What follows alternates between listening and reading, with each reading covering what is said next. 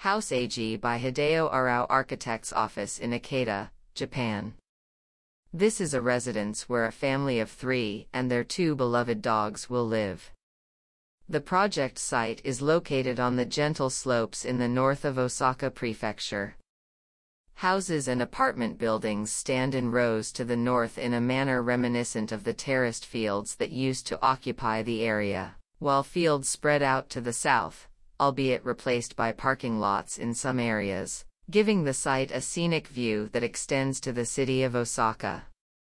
The site abuts a major road on the northern side and a private road on the southern side, placing it adjacent to contrasting roads and external environments.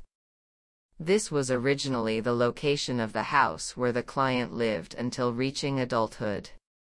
It was one of the few old houses that remained despite being nearly buried in the surrounding scenery, that has changed so much over the past 40 years. After reaching adulthood, the client lived for a long time in a residential area in the suburbs, but he decided to return to this familiar place and rebuild as an open final residence, where friends could gather and children and grandchildren could feel at peace.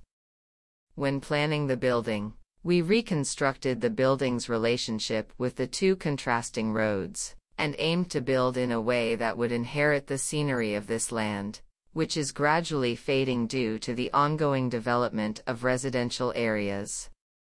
Specifically, we placed a courtyard where the dogs can run around in the center and arranged the rooms around it, including a detached room, while setting up the floor levels as a semi-basement, first floor, and second floor.